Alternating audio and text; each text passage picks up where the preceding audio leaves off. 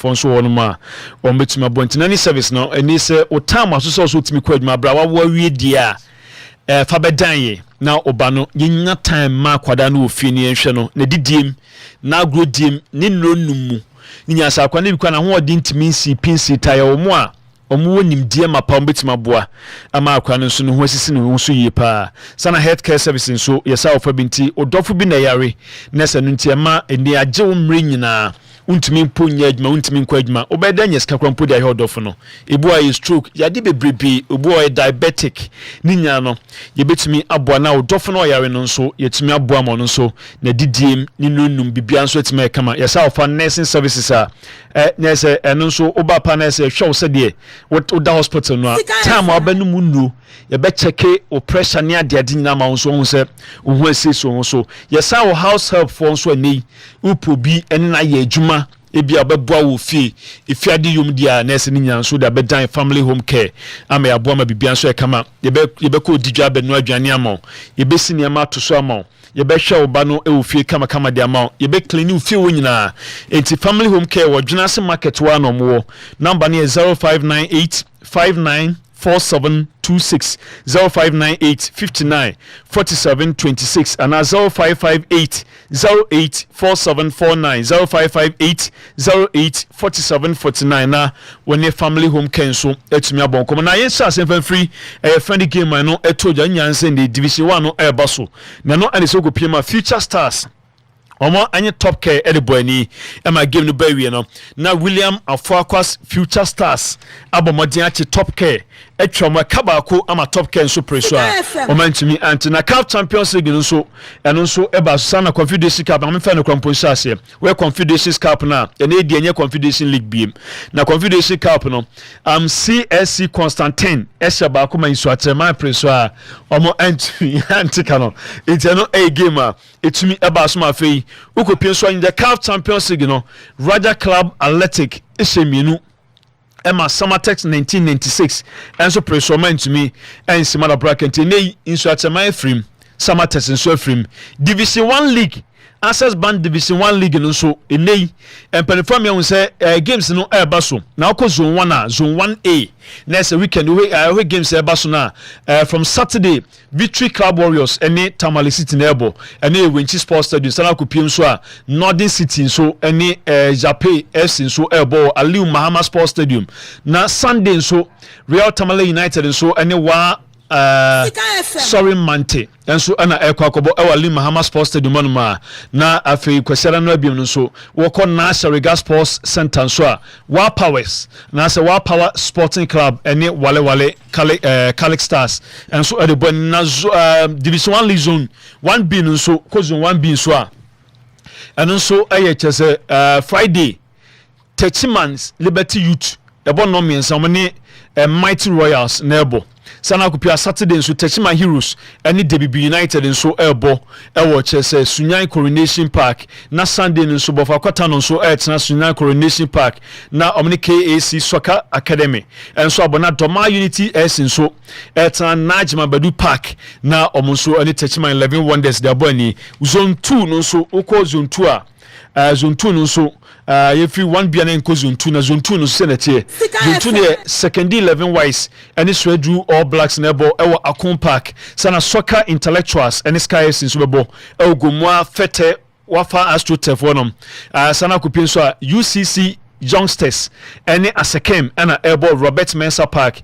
ni wadu biase enso Etan Linkley no ne bekwa Heroes de aboy ni na Sunday no so Future Stars any second Rose Park enso edebo ni wo ejeso Okese Park sana Elmina Sharks enso ebetna Serie All Stars ona so betna nunu Indium Sports Complex na film ni Serie All Stars abo Isma Kotokonso any Ken Pfizer na ebo ewo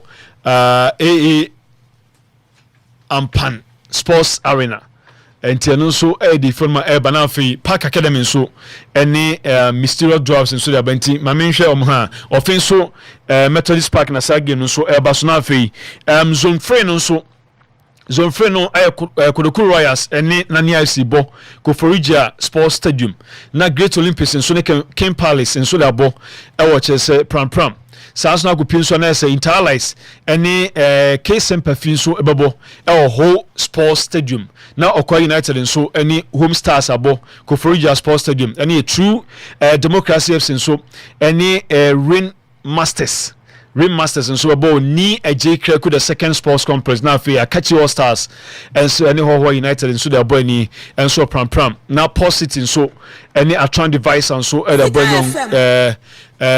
Kukran to me or he park one my hona sagin so bas na fe Monday no so ni AJ Kreku sports complex hona now God any golden cakes and so the boy ni no the feed division 1 numa to the Ghana Premier League in so bas weekend match day 3 and I say week 3 so Saturday the Vision FC and Legon City's ball 1-1 che ba for the say go the ma Vision Emma Ismail Amwa and so e say go the ma Legon Cities na MVP no ekoma Ben Techu Chachu on the Vision FC ono anetimi eje man of the match no edison na so anti say na copy sana Sunday no so Gold Stars ya ba koma Basaka Holy Stars and to me anti Frank Amankwa ne she go ma Gold Stars bibiani ana Karela United nso etna fie na Sherigawonum ene Accra Lions ebo 1-1 Najib Ibrahim go and Karela United ema fe Ezekiel Alado enso to atna ene Accra Lions na Adriana Stars tna fie ma Nations ekoso ma kamienu a omoteka no ba ko Kevin Obin ene go ma Adriana onenya obepa omani wa uni so consolation goal Nafiu Suleiman na fe Pfizer Choweti and Inyas 2 goals in the Man Nations FC. Razak Simpson, the man of the match. Game num. Asante Kodokone Young Apostles ball 1-1. Daniel Lomote and a touch of the Kane. Emma Emmanuel Lanchi. Ebe take and ma Kotoko. Tekwe 1-1. Emmanuel Lanchi. Eje man of the match. Nasco Diano. House of Folk. Minuma Bechem United and Intimiante. Ransford Mensah. Nice free kick and a bottle net. Hamza Issa, Epen Bob is of a fefe to net my house of folk. Emma Hussein Muhammad and so the man of the match and and no I am match day 3 the similar na ene dream says ni Heart of Lions na ebo no me nsa na sa game no eba so ni AJ Kreku the second sports complex. It's no the Ghana Premier League Mediama ready kind after 2 games Mediama 6 points. Omunya mo third game. Gold Stars toss me nu after 2 games. Almost 6 points. Vision. Omo also toss me and 5 points. And 9 Nations FC omunya 5. Enum Heart of Lions 4 points. Asante Odoko toss nsia. Omuso to me enya 4 points after 2 games. It's no idea ohonuma. Sana ba the bottom na menya the bottom 6. House of Folk winning match back no. Omo beto so do. Omo 3 points. Dreams FC toss do baako 2. Adriana Stars toss do mienu after 3 games almost 2 points. Bechem United toss do miensa after 3 games almost 2. Young Apostles do 9 almost 2 points. Summertex after 1 game more 1 point now for Legon Cities and so 1 point after almost ball 3 games in Tiano the Ghana Premier League so the film eba top scorers and so honoma e say that Emmanuel Cheba for enya 2 goals Ediama Vision here on the leading goal king charts after 3 games. Abdul Rahman in Swatema 1. Elijah Ade Vision 1. Ismail Adon Heart of Lions 1. Dennis Adoma L1. It's 1 for the Dawson. Omo Dawson ye pa me ni. Omo so nsem no hon mantani ye. The Ghana Premier League the film eba na House of Folk ahwe no. Okwa omo fans no. Enso de omo ye ni after say omo timichi Bechem United shon by 2-0. I said, yes, and I said, fortunately, I see, it was 5 years with the Emperor, or the Emperor, well, we don't so on the choir on the class, fortunately, I am it's one man in front of my foot.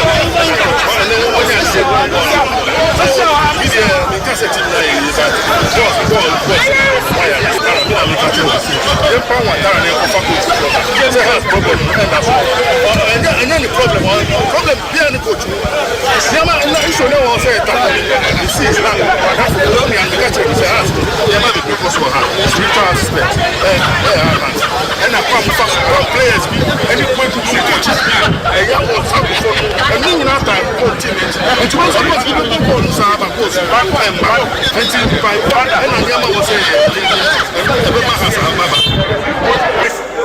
next time they don't go this as I'm going your terminal 3 as I'm saying from terminal 3 I will make it serious Paul Lebon in the Zoom I bet you was a mumbo border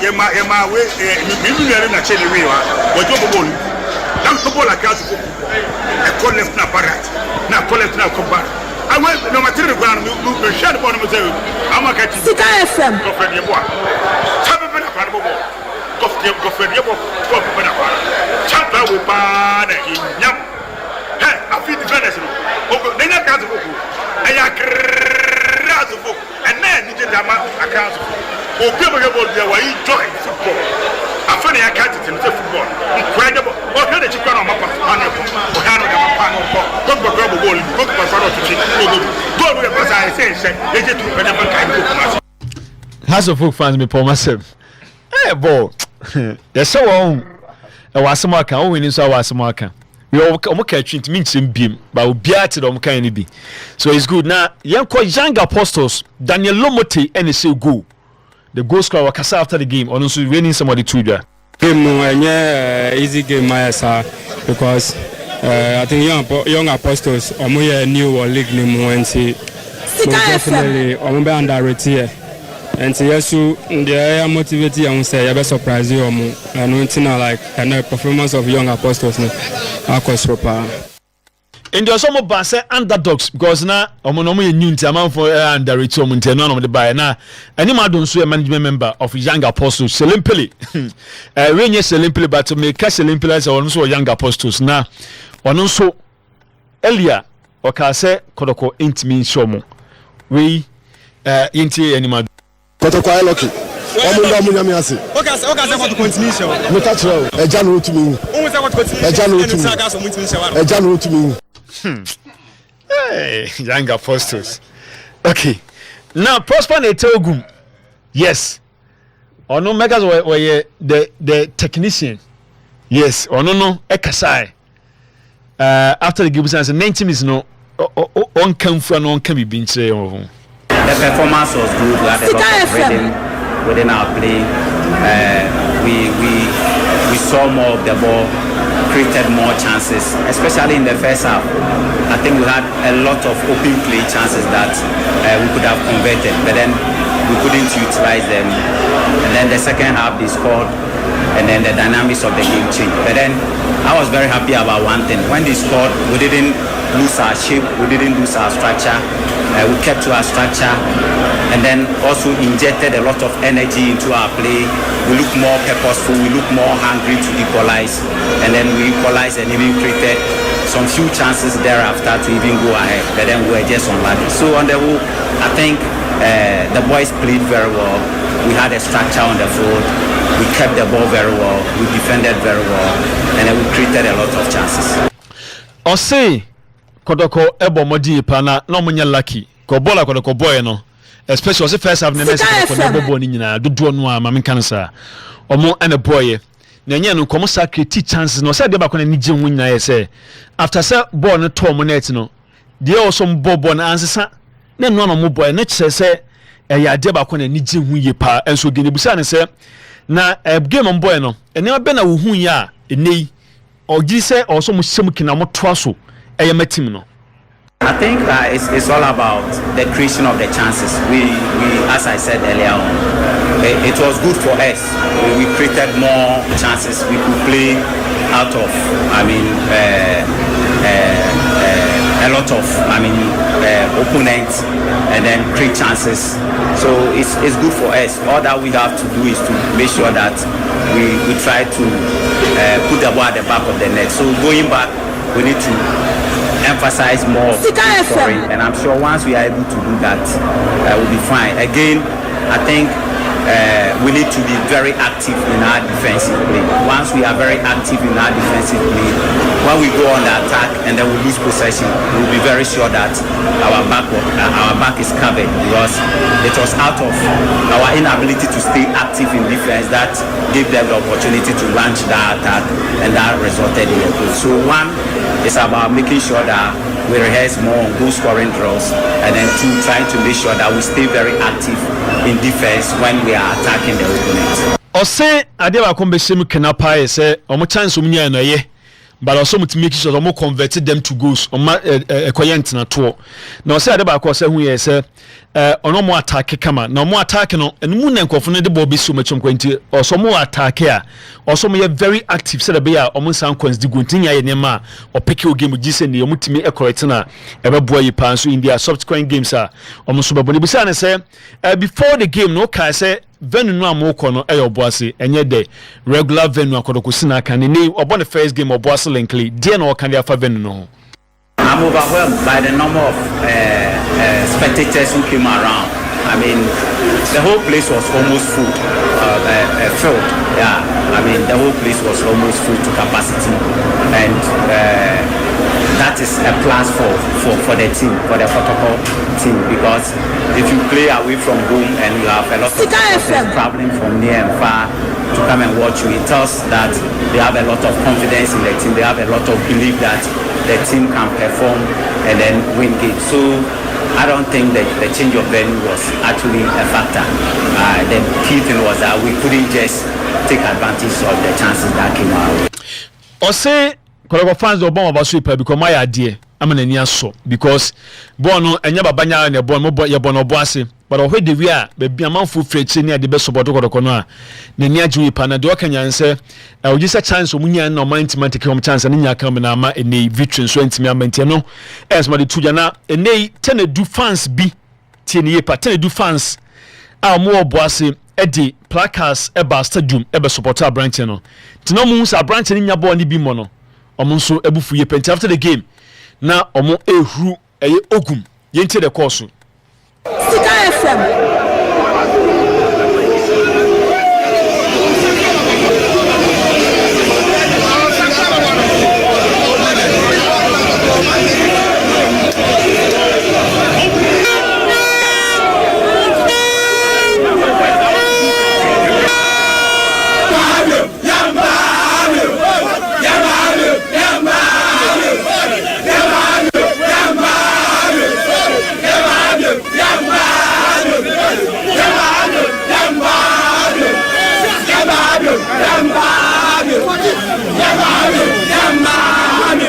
I played this voice. The entire boy na say fans we no omo ye tenedu say tenedu your boss boy.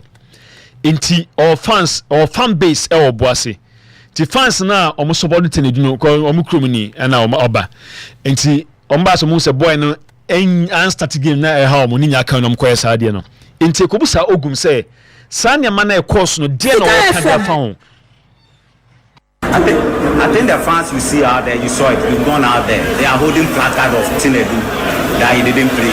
So if you are supporting a team and then because somebody you are supporting did not play, I mean, you don't come and behave that way. It's all about the team, it's not about individuals. So we as a group, they need to realize that it's the team first. It's not about individuals. Tinedu is a good player. At the right time, we introduce him into the game. So if you go out there, those making the noise there are those who came because of Tinedu. And if you saw the game, everybody who played well. He even warmed up, wanted to take him in. But then what happened was that at that time we were down. So he is more defensive oriented, and you are down. So if you put him in, are you defending or you are attacking? So these are some of the things that we need to look at. It's not about the individual, it's about the team. I hope it's clear. So that is that. And for the fans, I mean, we are going away. The performance that we put up today was very good. And I'm sure if we double it, we'll be able to get the needed results.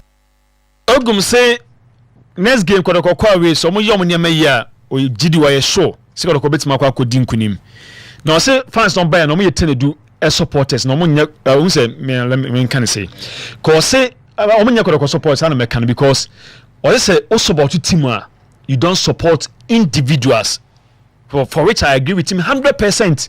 The ogum Kenya no kre also you don't support individuals also o team supporter also about the team no eti ne dobebo bia no ko player na de ene ya wo say o ma tane du warm me up but man fa na mam na de kosi enie that time na ko eda form e kaba ko muntimi na ko ehia tane du a defensive minded say tifo betin ye pam if submit manya tane du voice or buy and some ogun kafa no mean say o gidi oboy num na it mean say obey su boy no and a match bi asam you say o the real person born the ball. I think say it's about time say team ya biase in football nyama coaches ne do bia ma mo nyom adwuma na me ne ko supported the breeding commonwealth and they were very much happy about the performance of the team be mo nam ekwan so eba mini Tuga for instance one of our callers menene kasai they were so happy about the performance of the team inti ana papa na church muguma chim say no so be support team you behave that way you come and support it you don't come and support individuals inti also that time tell do a defensive minded to say unya go a na the tell do ba ma obe defend and na say obe pego na say you don't do that and we simple and yes say Abdul Karim no can traveling squad no ba ogum ya won sa branch and dress squad dey see here. Yeah, per the FA rules, I mean, you cannot deploy 5 foreign-based players to come and play in a single game unless those 5 foreign-based players are all from the ECOWAS community. So that has actually affected us. So you look at Wisdom is not here, Fernando is not here, even though he needs time to be introduced. Rama was part of the team squad, but because of still the rule, we thought something was going to happen, nothing happened. So even though you saw his name there, per the FA statutes, he was not qualified to play. So that is that. It depends on it's not about me, the coach.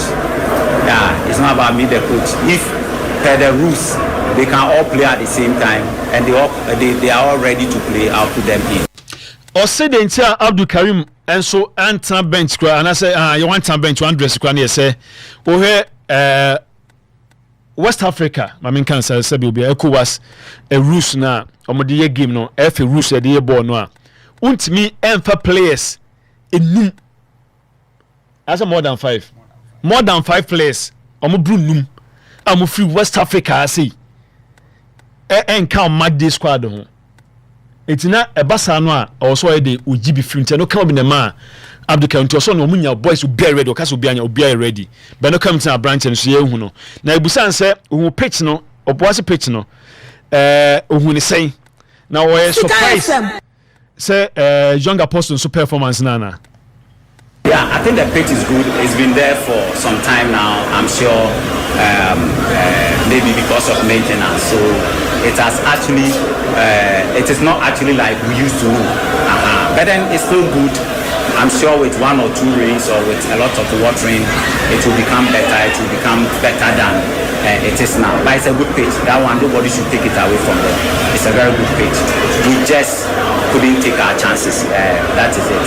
And I think Young Apostles also played very well. I mean, I'm not surprised. Because typically, any team that comes to play Kotoko will come the way they came. And let's be sincere, the Kotoko team played very well. We created more chances than they did. We just couldn't convert or take our chances. That is it. So kudos to the boys. As a coach, I am happy and I'm proud about the performance.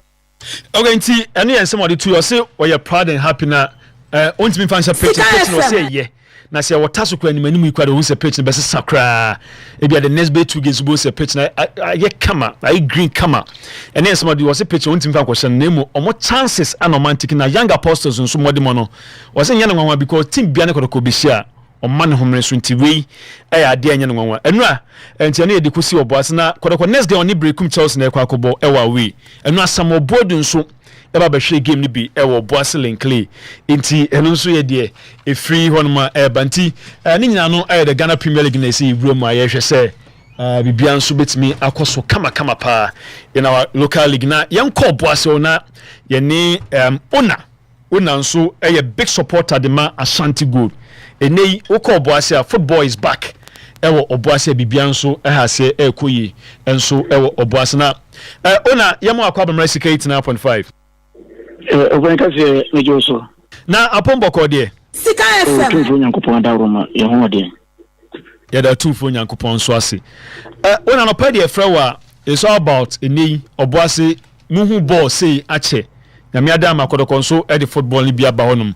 mu say division 1 ya de ebubu o de but say Ghana Premier League there for quite some time ni imobina enura time wa kodoko airborne game omo first game of this Boase this season omo first game of Boase no sana reception is tie sana usi hu atmosphere no Boase yo me dase na me na so na me mo onye club ni na baso ni ma pa mo bo na chia football fatality ni na tichu kotokoni as good ni senior colleagues omo di omo da ho still Ghana Premiership ni kotokofo abo ma baso chia omo mpanyimfo be ekozu baba yare nko mo right se be bia mo tin ko pom lake na mo di tum se boafi ana be boa wo mo no I think say enra other platform am nyina ni na san from Friday no ma bo ma baso between enra na se ye woka no enra in fact di to na mo bia wo match de koso na first half ended draw second half omba yanko fonte kan in fact me yam shime no bia me tekora no me sore mo muzam za na mze meba because na me pesa kotoko first time no Boase enya the first time bo die but this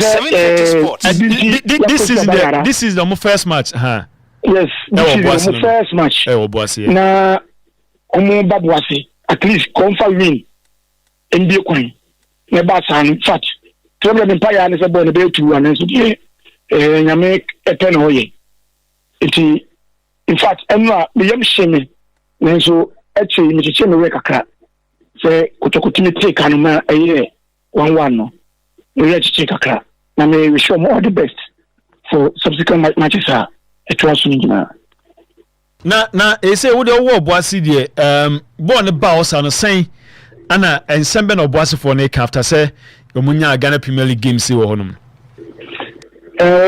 brother me no so the beginning na make no me shall set on Friday and I call radio so promo too much no match so me ko to company for no dia omoba Saturday no nya dia din na me no mo e call radio station by radio station and independent candidate na auto ticket tower no enya so me nkasa ya incoming MP for Boase West you are ordinary appeal no any say yeah so na nkasa no so sir makokofa me bo modi answer me dey go beba na so kotoko so abana mo be kan so dey ni empany for say o so me so empty it was so much to take it 1,000 informal supporters and custodian and in fact match in the promo match no ne kotoko from penny from mfra kraba ye ne omo mfi kumase ba ne Boase fo no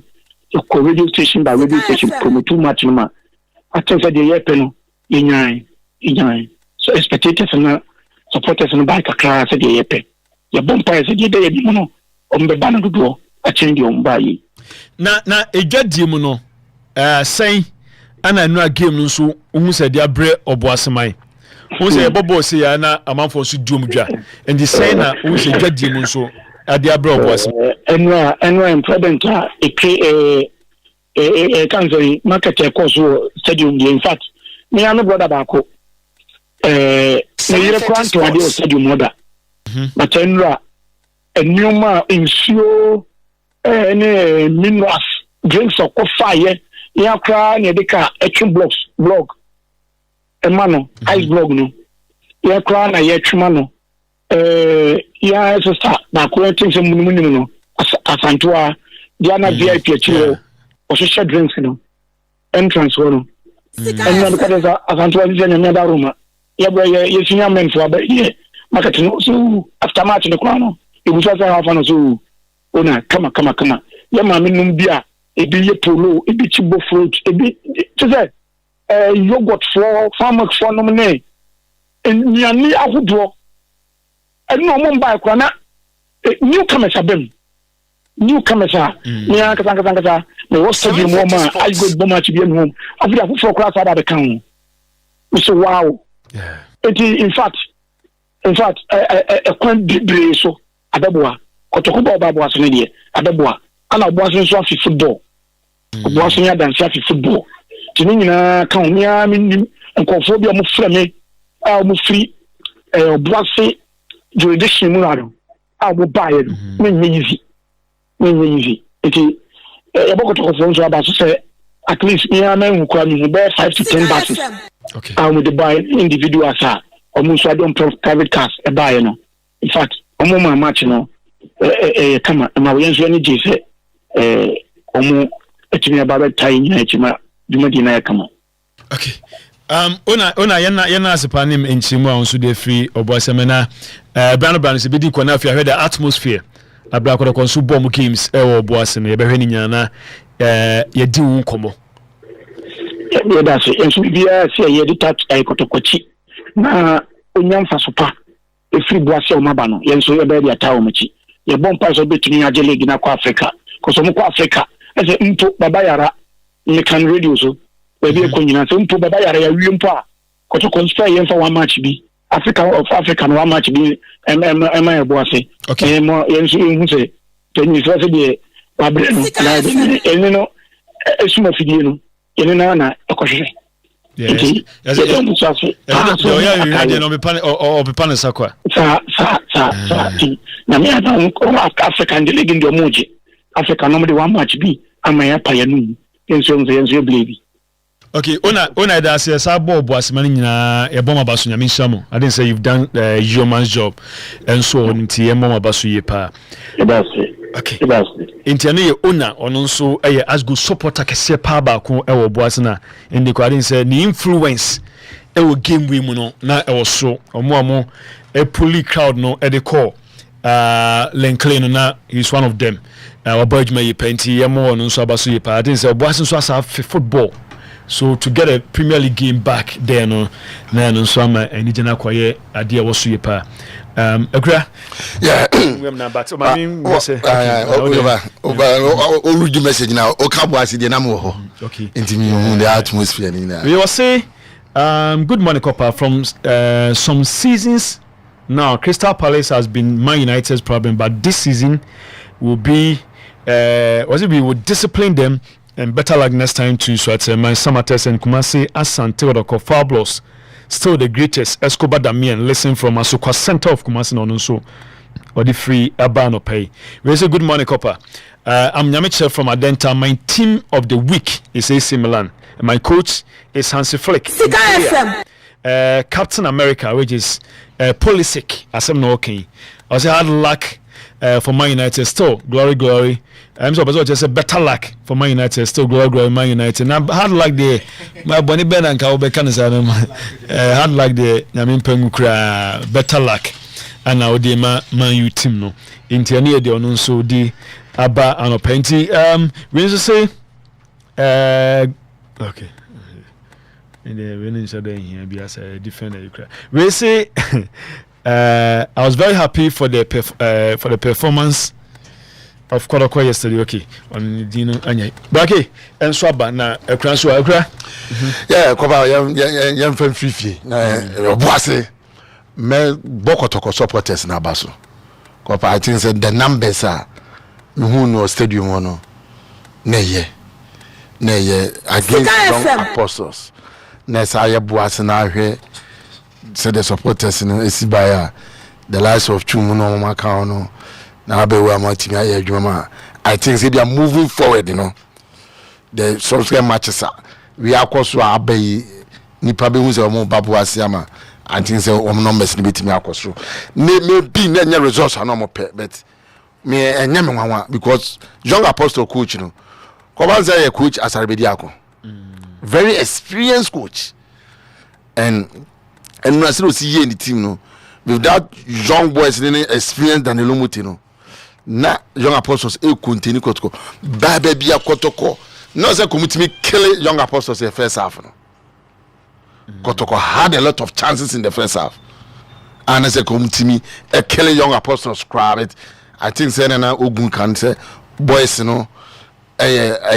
abetamwa entry mu na mo bobo no then second half no lomote benya that goal no Emma goalkeeper Mo Camara I consider the first goal Ghana Premier League then entry enya I think that one is young apostles goalkeeper no Copper Lebarante no na ya born yes nam ground no call foul from and a bumpy one in him and a finance sound but football unexpected na entry boy in it I think say now Kotoko yearning for the winner even because after year 1-1 team get chances and call winning way young apostles 2 chances ba ku player no 2 pound and ba ku no crossbar ni Sibu Asante Kotoko and me remember young apostles for about say na omobobo no atoaso ebo wenchini other games I think say omoye silimpele ni mrante no epese omo league ni Sika FM na good enye bad side or then Kotoko side no so is good but kopa ade na obon isi your stadium one message the supporters of Chinedu say is the team Kotoko to say na Ogun kano it's good say mo de placards ba abenta say obobo so far as our team there anytime with me that's the first game he was in career game to obembo bi but we na ye mahabiem ye nyese biem I think say Mesro say Chinedu a fine player game bia ni coach player person the ball and say the Ogun so answer you know wa answer in a good way fans no omon koso entire boy na chi entire Kotoko echi na omon yes skirmishes enkofa pressure bia mane me that Chinedu so you know wa hwe a okakubo game na okonya bad day obeka say and player this day a third a good day about bad day so betimi about on elsewhere Accra House of Folk Watara 2-0 but Kopa said in the last 5 Premier League games the last season there any means say abo bechemu winning match only abo means last 2 games of the last season were winning and abeto aso and has etimianya a relief sana mekano 7:30 sports pressure now players and also now coach and so including the supporters and the board no with this 2-0 no now because that boy Ransford Mensah Papa me machine free kick beautiful Utizi the goalkeeper beautiful goal the goalkeeper dey expect say obey cross amamako head to all corner no using intelligent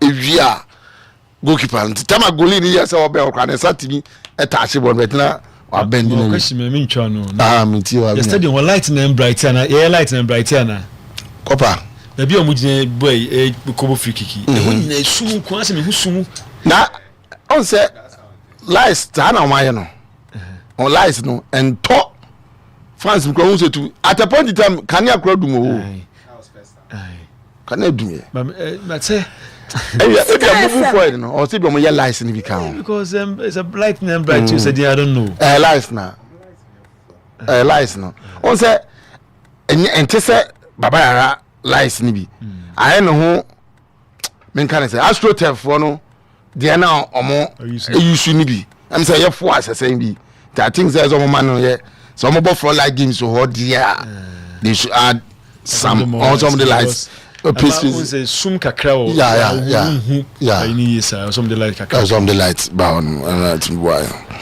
and as release pressure kakra ni watara oda obetimi what fans ne dey me te so mo keka terminal 3 ne ho anwan nyina o multiplayer be terminal 3 say no it's good sana fu nyina is almost in your coach na kra am say na nya last one am coach dodo no ba ko penalty coach in the still onko ba o ba ka do bia say coach ni bi ba o le ba so ba ka Friday ni e discuss yes in as man say ye bo coach na chini players na e do ma ba no so ye ne enyere wo mo and with this performance o mo timi yire wo mo no asebu mo coach asebu mu players ameni fancy tutumudi terminal training wan ebubudi sana football supporters here omomo de ane say team no benya the maximum 3 points but always here but defeat ni too much omo the pressure be boss so in the way has to focus next game and I'm sure how we say perform your nation services man team of the week Kopa Doma yeah enye is so Adriana say on as Doma mu ya lose grips so last season Samatex ko show mu ho na say Adriana omo first game so Doma so man on draw Heart of Lions Heart of Lions last season Samatex ko show mu ho and this also for a team like Nations FC Kopa onye mi kese o Ghana league ni and Doma ground so Kotoko has no big class kwa omo tititwe but I said Adriana eya lusu omo grips o mu home na eya fortress no and also coach ya wo champion it mean yeah because for Adriana trafie about 2 games which is 6 points e Doma no anyam one there I think say also ya champion it mean hena oye no modern ye crofo kwa Africa Kopa, what do you expect in Stratton after so what trafie LSU 3-0 no be difficult so ba qualify Algeria but for Samatex obe drop about confederation playoff on say it no format in city no on tinu hono na say sa draw ne ba so I think say coach nu ene ne mrante ne ntimi and gather moment experience o makonya first 2 games or CAF Champions League Samatex ebetimi you on platform no be busasin bibia Sika FM interview no koye na aka Samatex kwa Africa no bia be che Ghana class how musi ball Africa yeah no be busasin say no dey no beka oh my idea Kopa me at class was the boat 2-2 no I want na mu say ekono so because untimine Raja Casablanca mobona at your home ground now on man this needed resource sir Raja fa 2-2 ko a game or kobon wo Morocco where dan yen omanya experience kakran Samatex entimi enye team Lucas Albert the American said he said that to everyone said to make the game say the president cracker and maybe so much akonya mono their favorite by Century Park no eso county no moving forward no omuntimi nya Century Park no the new standard of CAF sabeya omunya akonya kwa Africa bi mu dia omubonu home grounds there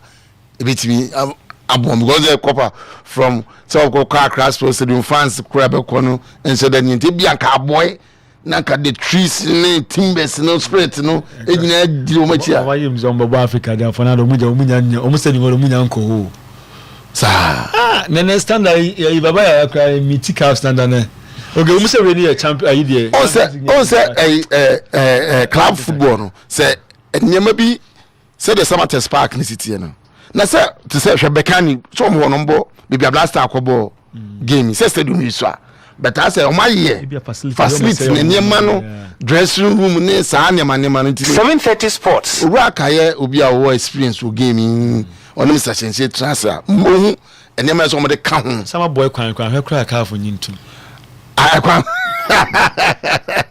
oh I see there yeah foot enye foot kwan bi na foot kwan we so up to now we say he o say kabana bi ankoma ye ho bibi because at least Ghana Premier League one ma one ma and then be one ma at least and so effect o man bibi this I was say kwan nya o so make so man ni say afena senti say o na if we do mo nam sanfutu mu a o maka le maka on say afena mo bomb third year in the league them gradually say Samatex stay in the league cha I think say avoid development no be so okay I say on say Kopa Hwediana on say na bia na bon Africa no mu husu teams wo mo ho yeah ntino omo yiro mo a eno so bi abo be koso ama development no atimi aye on okay Europe Kopa on say na me catch was Pep Guardiola team be defend ya na o ko sin Milan say team bia sua strategy na wa hwe obebre this season and no atama Arsenal J Red no almost started almost so pack bus no At a point in time, possession, na City called 91%, now it's now 9%.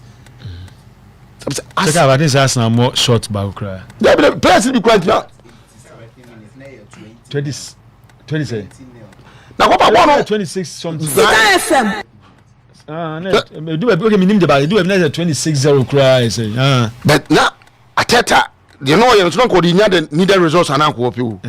Well, yeah, the maximum 3 points now. But who's a couple would defend the such goals near the show. Such goals in the show. So would defend the Petre Bobby and I will go on the bench. Especially boy Tima or said to process it at that time. And I think the English referees in the copper. So incident, my bobo at watch in a coffee card by. On the I'm referred to Doku, but also at that so then the boys in the casa. This is the second time. Atwaso. A course with him. Will be about Kufi Yabana so as a crib. Oh, a course with him at the point now one. A bear 1-1. 7:30 sports. Maybe I cannot. Only 11 It's not lead 2-1. 2-1. And Sabe 2. Sika FM. You know, nobody ever for some will be a red card. But some more deficit. Uncle Sancho. Uncle Sancho, in the course of the round is about Eddie team friends Arsenal. No, Crystal Palace. Or say tag. Or more ya was our team, but a good sale team could pick a point. But this Crystal Palace team, and you're strong. And at least Manchester United should have won that game. But I think they and Slot so back. The Henderson so bomb. Yeah, he did well. Slot so back with Liverpool. Yeah, and Copa Enzo Maresca, Chelsea coach, you know. Obejuma. I think Sancho, a Manchester Jesse in a Sena. Oh, who born the Buana say a dear. And this Sancho no FM. To call us no. Because I said, my soon.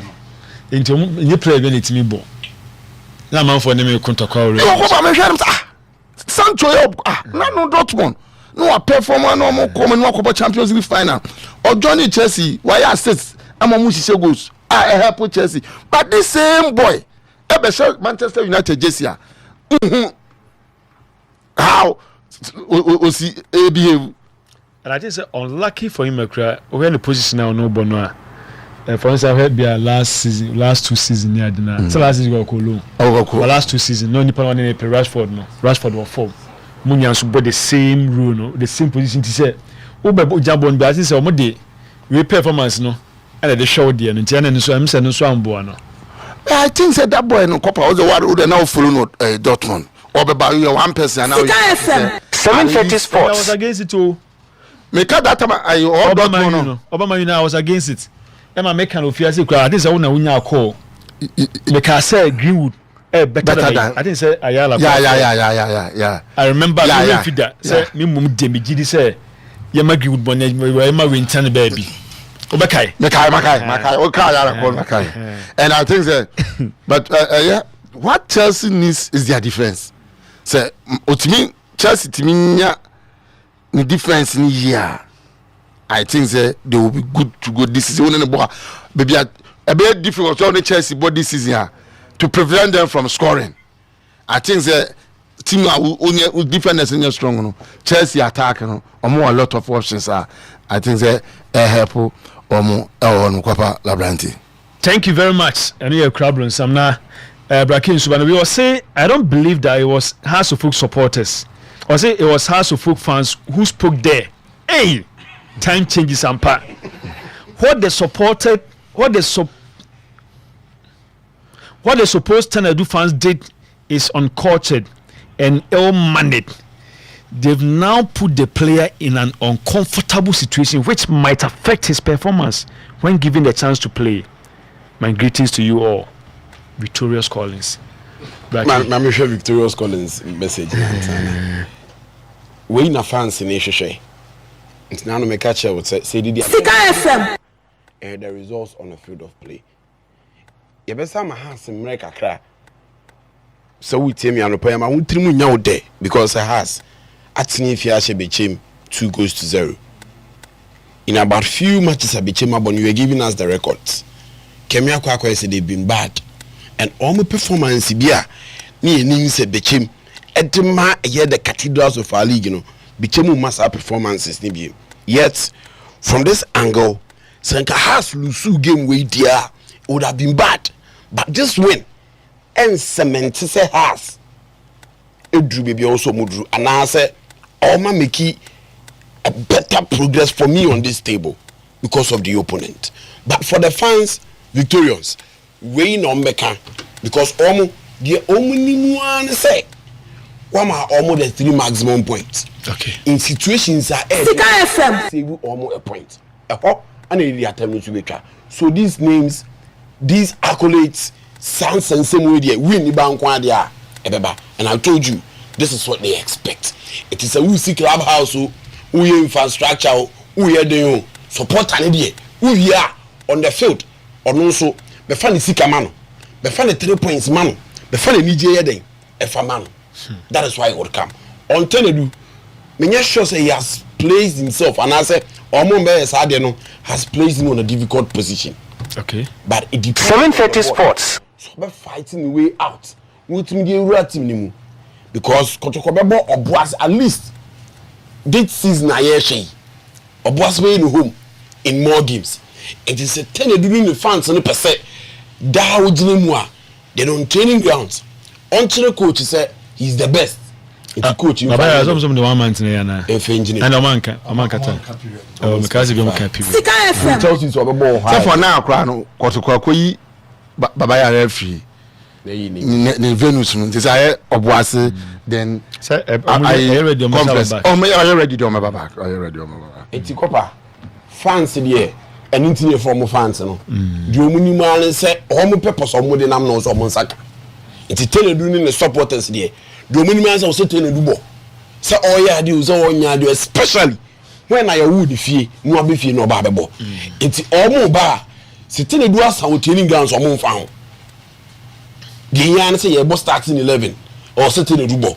When we starting 11 ni mo mighty man eduru for be also be there obebo, and you just have to love a kwanya ogum efa so handle or chere wo mu say yes the boy has been good, he has improved in many ways, but it will depend on many other things and sana tell do it me about bed ababo, which includes how game neko Sika FM and no and e be kwan martin do bit me about ababo so copper France in the San victorious. The whole no.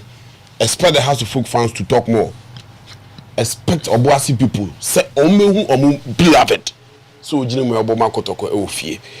And me free message so a mo body in Henderson abaso am sere mo nsambo na so abaso. Na won kan local matches me so we a message na me hwe. Anti message ni dey. Anti afa na be kan wasem kra. Ah, okay, Matthias. Nobody in Henderson abaso a mumbo na so abaso. After Southampton performance, was Ababa a splendid one as a save Manchester United. He has been under criticism for me. I am who is a fans in a from Maunana from last season. Into Dana Mekase, the number of central defensive pair. On the man different last season about 7 different times. Me here so goes now considered. Me asma kan see ni do asabe kan see no. O kan se me no. Anytime me ma unwie. Okay. Which House of Folk fans dey are okay. Ene unana dey are okay. Ana has dey say nko ne se fans ka dey say you okay na Manchester na say ayi unana nya na so kan so munya time na time be no munya man bi. House of Folk fans na nko ye no. Enya with one individual. And with the fraternity. And with the system, which includes the management, the players, the transfers, and then also the coach. It is also Folk there near baby Anna Emmanuel. But we I'm speaking of an individual. I cotton about dear will be too be yard. The first one say the back that be me I go to be aboarding that so that because say I didn't say United been an America say Rashford there na the example say o share a year the obey no and tie se me ko say David here nko wemra nipa na obey no kopa don't mean this aspect no to da kopa nya abotre me too. So we find in the defense department, which includes the goalkeeping. Ade ba ko ehia ansa na ball na tra defense no aba goalkeeper no so no defensive pair consistency adentia because omunya cohesion omuti omu hase nti ebie kohwe wiase nyina omu ma be the greatest teams ever no bibi hade be fe bia no kohwe obu central defensive pair omu bo omu ho che so they protect the goalkeeper. It's for United, for Ferdinand any village, for Chelsea, for John Terry any Carvalho, for Real Madrid, for Pepe any Sergio Ramos, for Barcelona, for Piqué any Puyol. Yes, the goalkeeper no them Edema Barcelona at that time in that 2009 was not good, Victor Valdes, but he had the shield from Gerard Piqué and then Carlos Puyol. It's that consistency of central defensive play.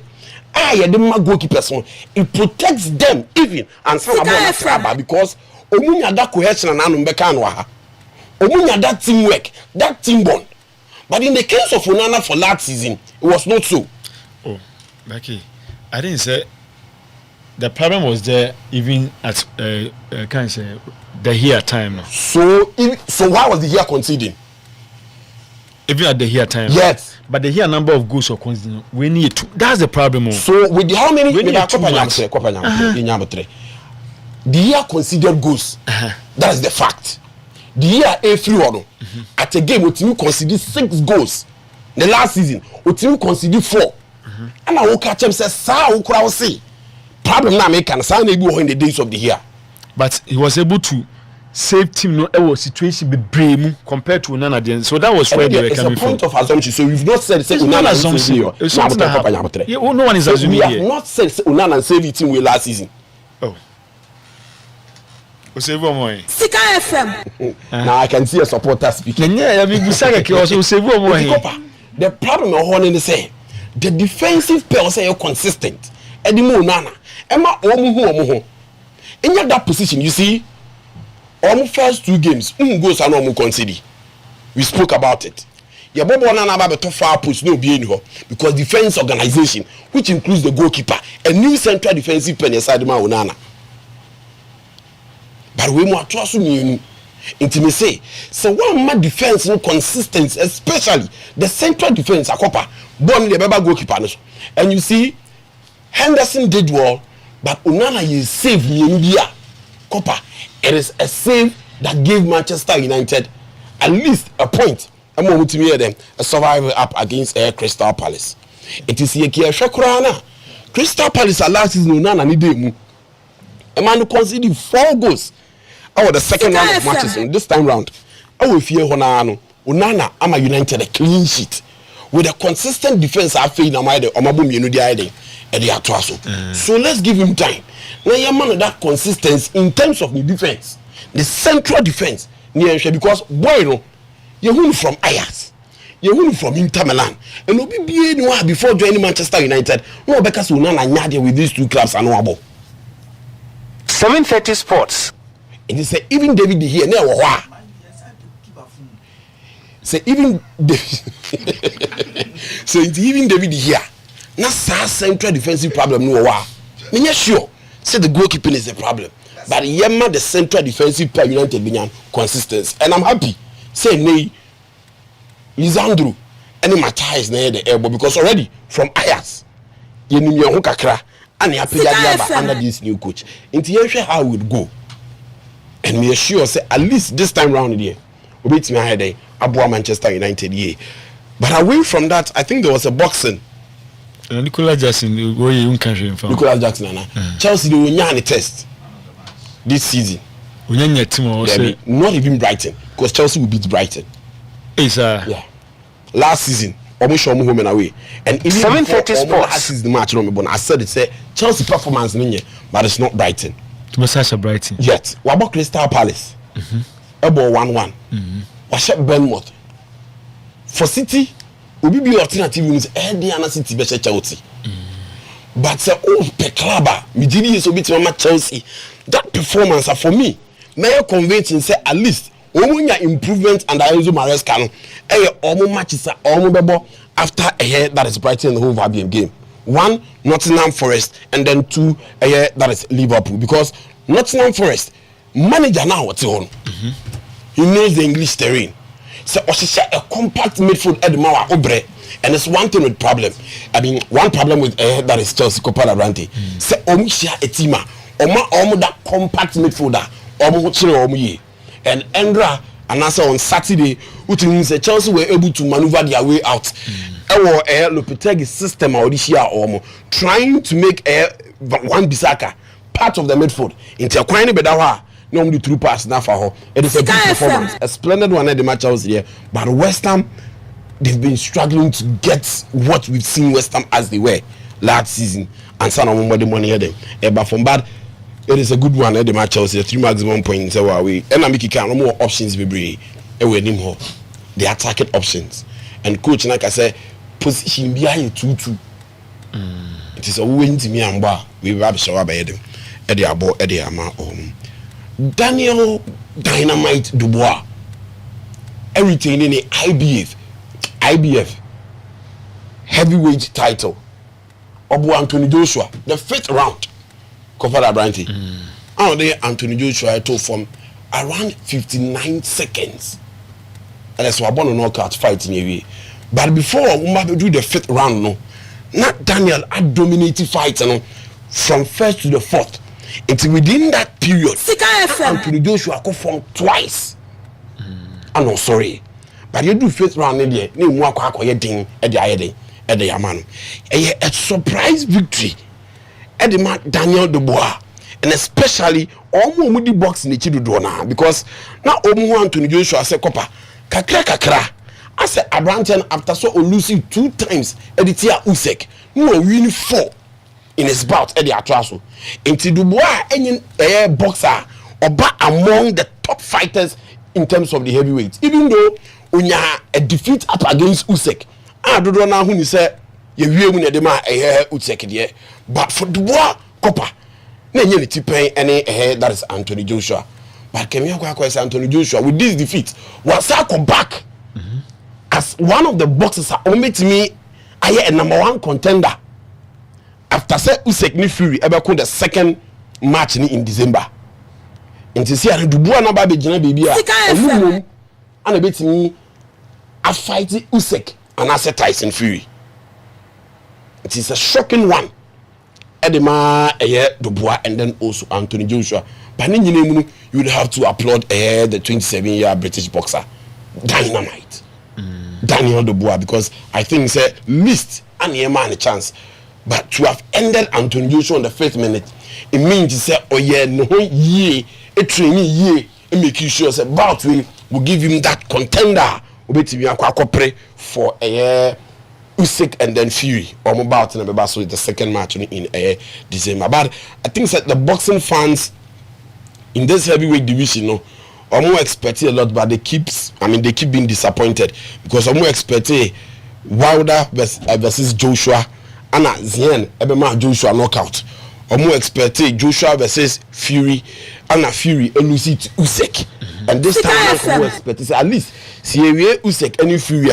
Say Joshua we need Dubois. Ni ababenya that bout, and as you see answer surprise defeat so about Dubois stands for now there as a contender for Sir bout na ebebaso biche Fury and so any Usyk in December.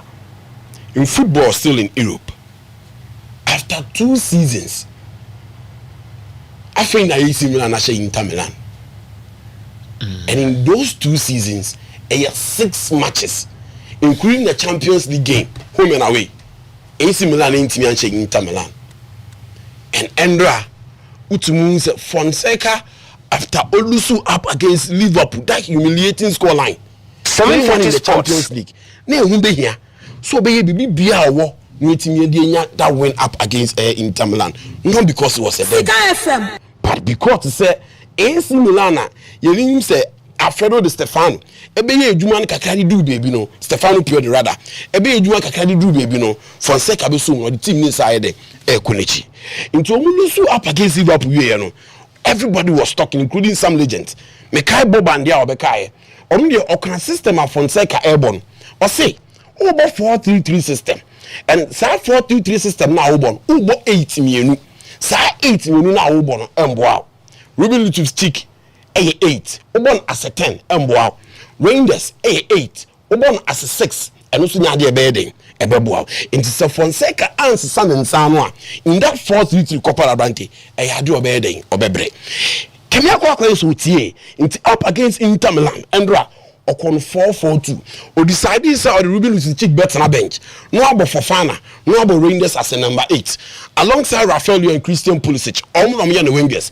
obo Tammy Abraham and then also Alvaro Morata omo mienu say omo for pressure into the defense of Inter Milan so and that is what they did and you see so Fonseca here even with the Champions League game born up against Liverpool no first half leaders we ni amba so akopa obinya go and only Christian Pulisic ade ode yede oyede mo within the 10th minute you do no na AC Milan enya go up against Inter Milan but mentioning Christian Pulisic I think say after na onya an excellent and a good season in his career so we Borussia Dortmund dey free at a point in time Jadon Sancho man be tena bench and say na Chelsea go akofa no for Chelsea onya oba close to a good season in 2021-2022 season or so yeah na Chelsea here then edge the Champions League no but this season or last season at AC Milan he was one of the surprise packager okovure mu enya goals assists Edema AC Milan and you could clearly see some mighty man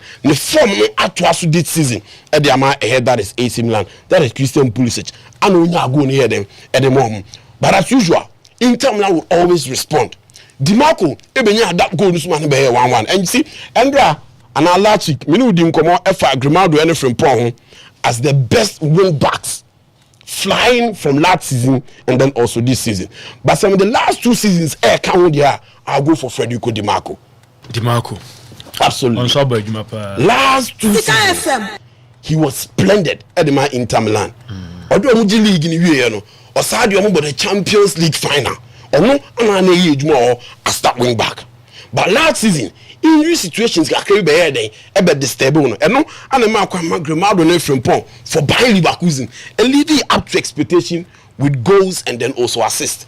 It is a Dimarco Jina Inter Milan team nimu di akopa in that wing back no we den obeba just go and watch his goal Okami how Alonso was playing his left back at Chelsea ball no turn the 18-yard box on the akopa on cross on pass it se to left no so on the obeda obebo shot and he did that for a year that is Inter Milan amomutimi here then enya ahead the consolation but twice Matthew Gabia ekonya that goal Emma AC Milan here then winning by 2-1 he offer money kura ebisa he was shocked with the surpriser I mean with the result sorry eba say AC Milan actually Inter Milan 2-1 and obuza say how come and AC Milan here then Inter because in that game obi edim say here then Inter Milan pe omo consistency omo level of play say omo no me top in Italy no omo kwa kwaji the 3 maximum points obisa I na me bisa me say so how did it even happen because share Inter Milan squad no and I'm sure omo midfield and I'm sure AC Milan so midfield or the ball game because share Juventus midfield over the weekend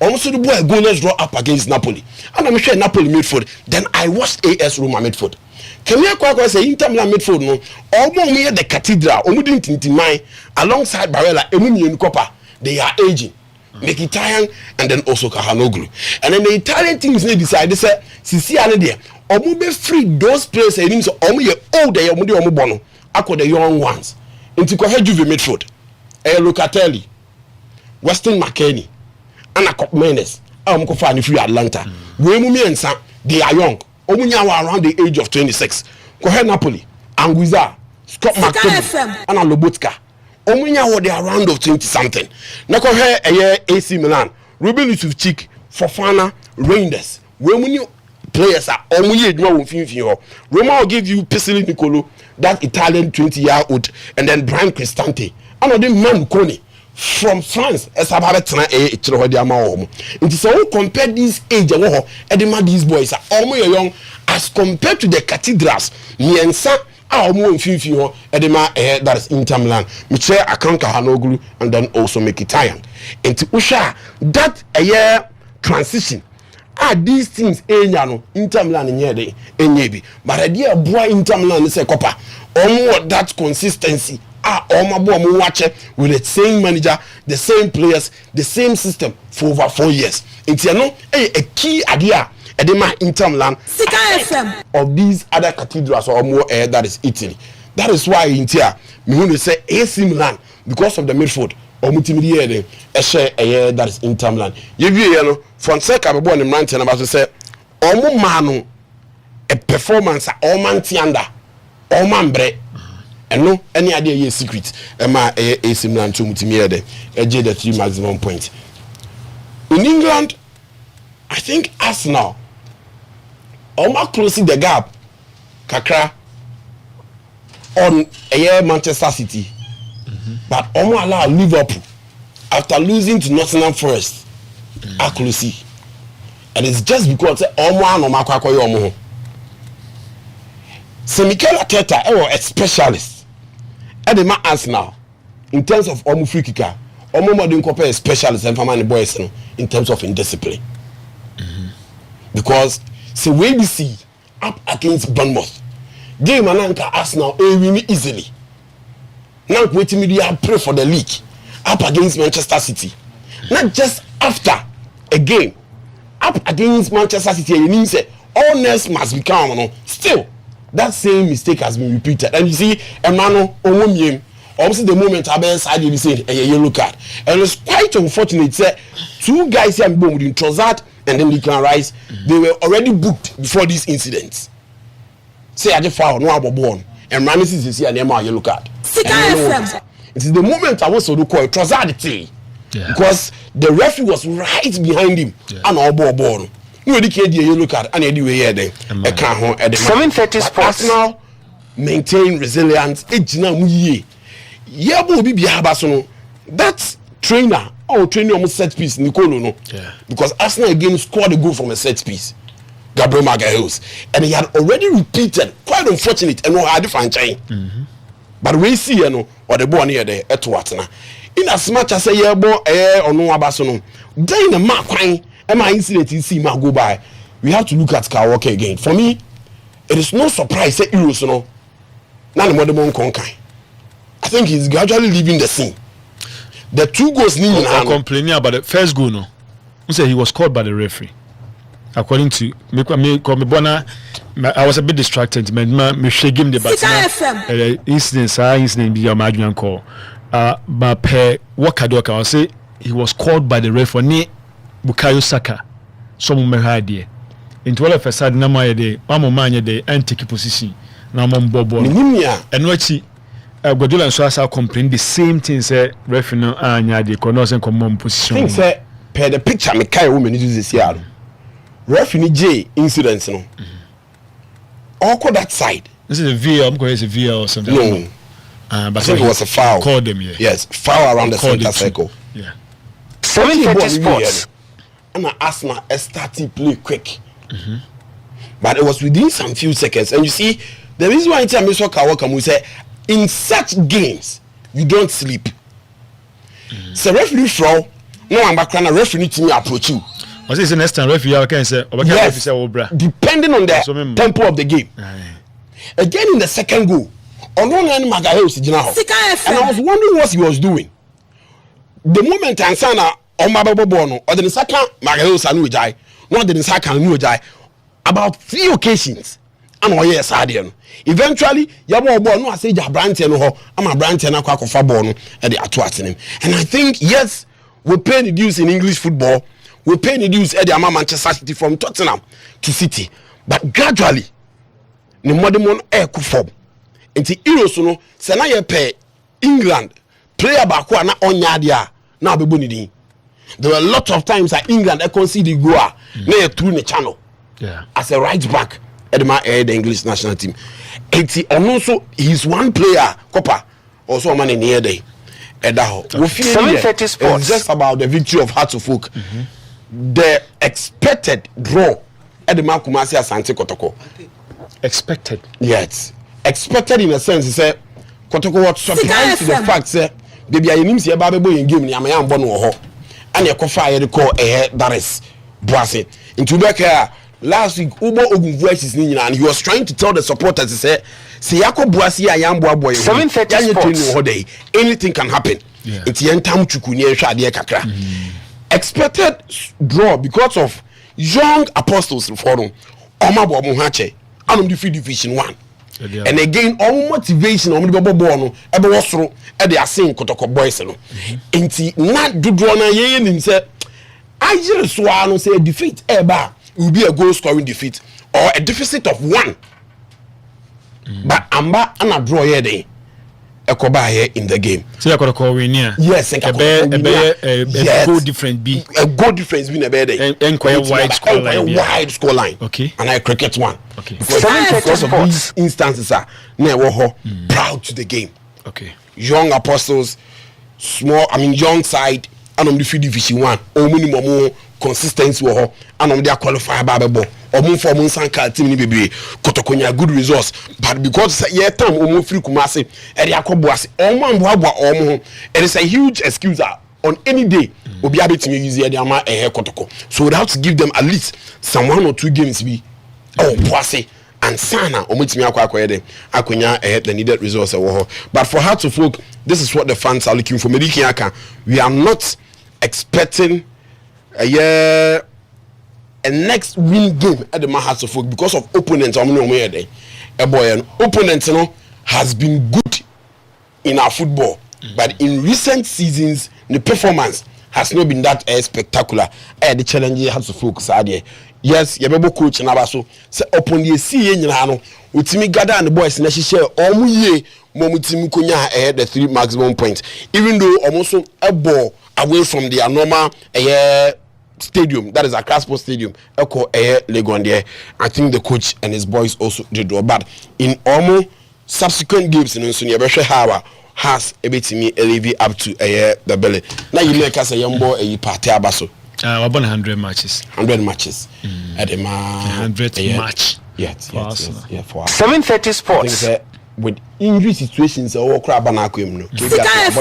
yeah but he has been suffering with injuries Nicholas Jackson so about the 50th game yeah almost in the 50th Chelsea about the 50th game because we do on Chelsea starting 11 be on unable to show abantem just a season half in era we know about 50th game at the Chelsea so say you and me about such a performance I think they deserve Thomas Partey did well game ni mu Nigeria no so be vrem amedu baby Arsenal lining up 7 men at the back not 2 ejina omanim se ball ni pia no say pia tentem about block but it was just going to surprise you how can you defend your entire life ultimately you'd have to attack and City came in mami pick course me na nyata ma callers ni pa 0506895895 0544 24 40 0544 24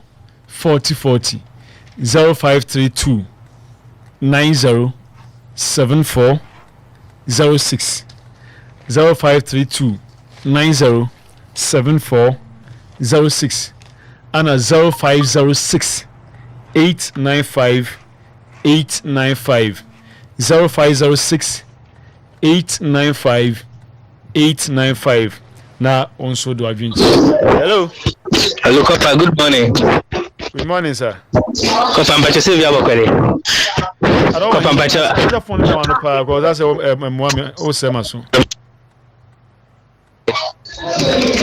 Hello Kopa. It's okay now yeah. Mbacho aikini. Okay. Kopa mo boy juma pa. Na misha mo nanya mukesi. Na eno akotoko de o ma enije ba.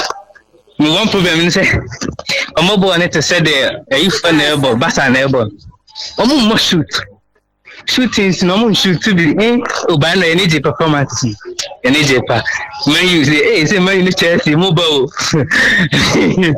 mo e bon pa e de nyame jam alright yeah that's it what's with my friend 0544 24 40 40 hello Papa good morning sir good morning. We are Solomon. I can't say one family. Yes, you too. I'm a more neighbor. Now, and I'm more much if you are teaching a bench, it will be more watching. I thought that another than the Pinachi. You're more support the number to far down a place. Yes, I think Carbon Diaz, not for neighbor when I'm a schedule team. You're the young party. And then what? Say the Mukano. A team I know boy. Omo bomb watch from Division 1 and I bring against the American Tocona. Enough motivation. 750 sports. I feel really to when I one hand of bubble. A Jewish smaller card, not the one more when you are near. One of the near the Edifice Castle. And you know you know. Then I am clear about the team number. So, Canada, you play no performance now. Not a content, the mission. Obviously, not a point, but 1.39. Enough, especially so far as I could be more watching. Now you're going to do Suba and Kabea, but anyway, if you are 1 point, you're more to team number 2. And I have to say more, Mama. And you want to make the team because I really had before you, Biano. But you for now, most of them, that's it. All right, thank you very much. Hello. Hello, Papa. Good morning. Good morning, sir. We're my father name. Do you fight in with them? Papa, if I told Kaya for more points, say. Sika FM. I didn't say more in way. So more say 1 or 2 points. Anna, a younger person, so I say. Because I'm saying we are in a bit of uniform, but Kaya have uniform. And so, question me, crew, the Omuka Fakota. A younger person to Omunche will be a and some about drawn a video Kotaka call Washington at the heart for the team there. If the team any more we say. At least, Omupa. Respect a Clama has for. Ye team say after the year, 9 new players, and you almost start here. And your Bob on a shape between 2. They didn't say your coach, I think, was a team. Instead, they had to put be on watch out. Now, Galactic was a move from other and some trouble as a song to her. Now, the SU of what is standing. There's a judge at the beginning. Was it a Galactic or someone in Kruma? And I say, yeah, in the drop was a cut of a Galacticus. I'm going to show me to say, when I'm here, my papa. Okay, Matthias, hello. Hello, good morning. Good morning, sir. Okay, just say it to you. I'm Madrid for us. This weekend, how to focus. You met me a good Tara at my. It's important you. So we need to now share in our financial. Anyway, I will catch now from what. I mean, I didn't say, mechanical lines in the B. A batching binti moon try we no more because means 0544 no the MC no share influence but more free 0532 907406 0532 907406 and 0506 895895 when I say Otoma Edo Bako. Hello. Hello, Papa. Yeah, Tuga.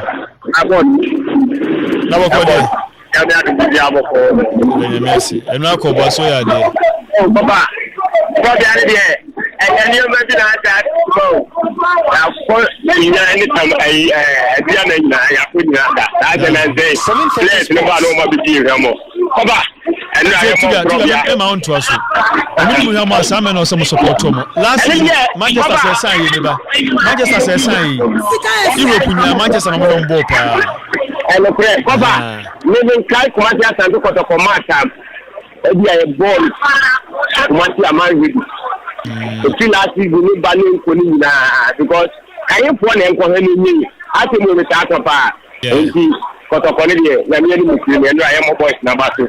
Yes, 24. Papa, I go to a unit at that minimum and concern a Kakaka or when you hold your Mama, and I know so affect you. The supporters never in the PhD. No, dear, as to next match, we will require the first one. The negative 3 points number 40. All right, Tuga, thank you very much. Uzbek man for 0544 24 40 40. 0544 24 40 40 0506 895-895-0532-907406. No, call supporters now. No, my come say we are the American one yard in Swamabeka. Hello. Good morning, sir.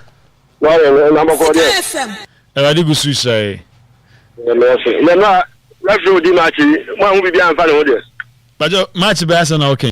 We are going to match over. So far obi anka me yenyan hu hwe na wa anka sa so me wona me di ko wa wo bi anfa na ma ntimi anni bi anhwe bi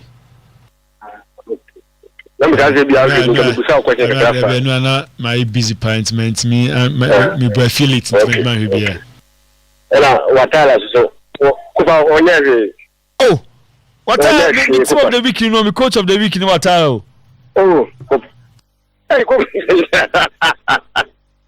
hey ole ya go ba be no nation ya go ba be no nation obaye wi afi be hu je be ka fa o na do kan that say duabo bi na mo bona cause wa win way it's more support man na win eh yes ya go ba be no nation o ye wi ya be hu je be ka fa o onye hwe Sika FM ya me mo nya djuma asin video anori hello hello ya ko fa na Lebarante Nana boko de. Okora so. Yami adumo. Ase fo ni baka anyere so. Because eno abo iri dia kwa. E bi just so na butu ho. 730 sports. Da bene dai. Ana ko ko so ma de en kure. Da na se butu gum se. Eduma ne de onye wani mo pa. Yo problem wani mo. Eno abetama wulu sunu na. Da. Let's say onye adwuma no ni yi pa finishing no enye a chio ye let's for the years so finishing ye problem kada ma ko no ai Sika FM ai ye be pa se ron kana na ni mo na keke se na be ya goose na si ni ko nya draw kura na ha se me advance ni se bi Sunday oh root Lebarante ko ta Lebarante for the chi go unga no ina e bako bomasha e bebo afa manela ko suyi pa na maka so je 730 sports maka je na so papa ko Barcelona anu won kini e tie bon place e shema do that timo no benkota merafi. All right, thank you very much. Na intimi in fafre for bia bintina the sibake ko me di manusi na me hu say one of your listeners bako was say na in birthday is Hejo okay. So say we take yeah, you're happy birthday. Hejo. Elder. Sir. Elder Finn. Oh, nice. Elder on the church. Oh, that's good. That's on pen one seven. Pen one seven. Or 730 sports. Oh, I mean, as a me can't tell as or me who's on pen one seven. Or pen one seven. Papa. Hejo in China no pen. Hejo, you show. Happy birthday. Nyame. Usi papa yamisano and you see yima ana fe Confederation League. Yes, the sports visa omo